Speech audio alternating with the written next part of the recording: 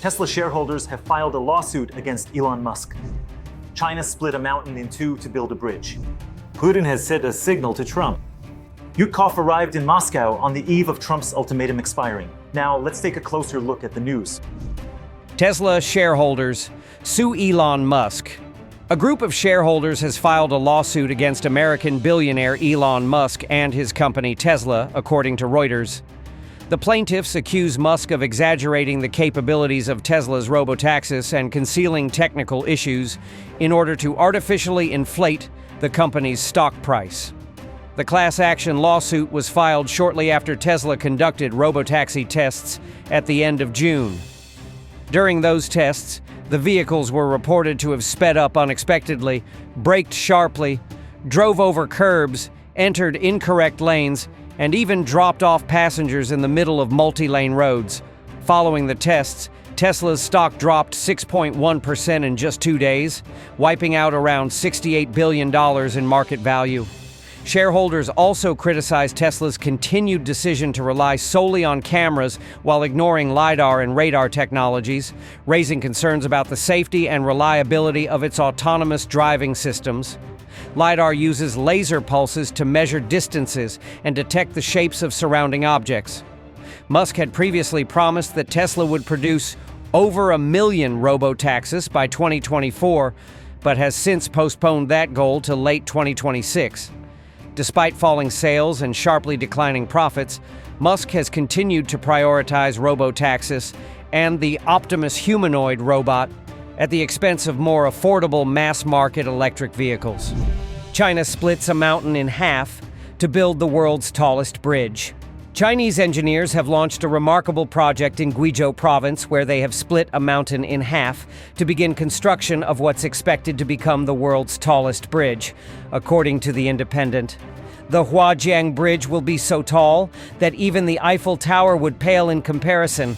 Once completed, the bridge will dramatically shorten long and dangerous mountain journeys, turning a 70-minute drive into just a 1-minute ride. Guizhou, a region where 92% of the landscape consists of mountains and cliffs, presents major transportation challenges.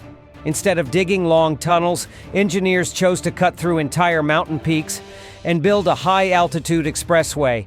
The bridge will be suspended 625 meters above the valley floor, making it the tallest in the world, and will span 2,890 meters in length. Its massive supporting towers and construction involve 49,000 tons of steel, with high-precision GPS-guided cranes and wind sensors used for safety, as even light winds at such heights can be dangerous. Once completed at the end of 2025, the bridge will not only improve regional transport, but is also expected to become a major tourist attraction. Plans include facilities for extreme sports and stargazing. Already known as the Museum of the World's Tallest Bridges, Guizhou will soon see the Huajiang Bridge become its most iconic structure. Putin sends a message to Trump, Ushakov. During a meeting with Donald Trump's special envoy, Stephen Witkoff, Russian President Vladimir Putin sent several signals to the U.S. president regarding how to resolve the conflict in Ukraine. This was announced today, August 6th, by Putin's aide Yuri Ushakov, following the meeting at the Kremlin. According to Ushakov, the talks were productive and held in a constructive atmosphere. We delivered certain signals from our side, particularly regarding the Ukraine issue. Corresponding signals were also received from President Trump's side, the aide said. Today, August 6th, President Putin hosted Witkoff at the Kremlin. The meeting lasted around 3 hours. The Kremlin's press service confirmed the talks had concluded, but did not disclose details of the discussion. It is worth noting that Witkoff's visit to Moscow comes just before the deadline of an ultimatum issued by President Trump. Trump had warned of imposing 100% tariffs on Russia and its allies. Trump is also expected to make a statement from the White House later this evening, outlining his position on the sanctions. Witkoff arrives in Moscow as Trump's Ukraine ultimatum nears deadline. U.S. President Donald Trump's special envoy, Steve Witkoff, arrived in Moscow just 2 days before the deadline for Trump's ultimatum on a Ukraine ceasefire. The visit comes amid growing pressure on the Kremlin and speculation about a possible shift in negotiations. Just a day earlier, Western media reported that while Russian President Vladimir Putin wants to continue the war, he's also keen not to completely sever ties with Trump. Witkoff's plane landed at Moscow's Vnukovo airport early Wednesday morning. Within an hour, Russia's TASS news agency released footage of Witkoff walking through Zaryadye Park with Kirill Dmitriev, head of the Russian Direct Investment Fund and Putin's special representative. This marks Witkoff's fifth visit to Moscow. He last visited in late April and held direct talks with Putin. Today's visit comes against the backdrop of Trump's ultimatum to Russia. At the end of last month, frustrated by the lack of progress in peace talks, Trump gave the Kremlin 50 days to reach a ceasefire in Ukraine, a deadline he later shortened to just 10 days. That deadline is set to expire on Friday, August 8th. Trump has warned that if there's no significant progress toward peace by then, he will impose new sanctions and tariffs on Russia and its trading partners.